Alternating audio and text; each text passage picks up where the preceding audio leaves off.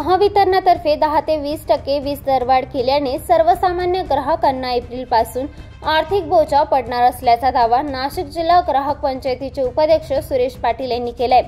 या संदर्भात जारी केलेल्या निवेदनात म्हटलंय की महावितरणाने वीज नियामक आयोगाकडे दरवाढी संदर्भात याचिका दाखल केली होती। आयोगाने याचिका मंजूर केल्याने दरवाढ केली गेली। सर्वसामान्य ग्राहक, व्यापारी, शेतकरी, उद्योग अशा सर्वच वर्गवारीतील ग्राहकांना दरवाढ लागू असणार आहे। महावितरणाने गळती थांबवून आपल्या कारभारातील सुधारणा करणे गरजेचे। कोट्यवधींची थकबाकी वसुली केल्याने कुठल्याही प्रकारची दरवाढ करण्याची गरज भासणार नाही, परंतु तसे न करता सर्वसामान्य ग्राहकांना वेठीस धरण्याचं काम महावितरण करत असल्याचं पाटील यांचं म्हणणं आहे। या संदर्भात मुख्यमंत्री एकनाथ शिंदे यांना ग्राहक संघटनांतर्फे निवेदन दिले असून उपाययोजना सुचवल्या आहेत। दरवाढ मागे घेण्यासंदर्भात उपमुख्यमंत्री तथा ऊर्जा मंत्री आणि इतर अधिकारी वर्गाने बैठक घ्यावी।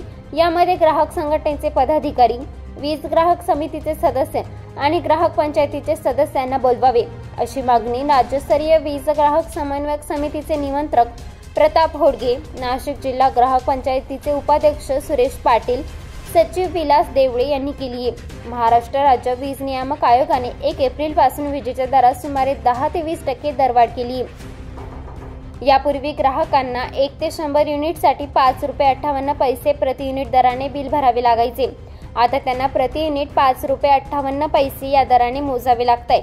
नव्या वाढीनुसार 101 ते 300 युनिटसाठी 11 रुपये 46 पैसे, तर 301 ते 500 युनिटसाठी 15 रुपये 72 पैसे आणि 500हून अधिक युनिटसाठी प्रति युनिटने 17 रुपये 81 पैसे मोजावे लागतंय। स्थिर आकारातही वाढ केली असून पूर्वीच्या तुलनेत 10 ते 20% दरवाढ झाली आहे। ब्युरो रिपोर्ट, सप्रेम मराठी।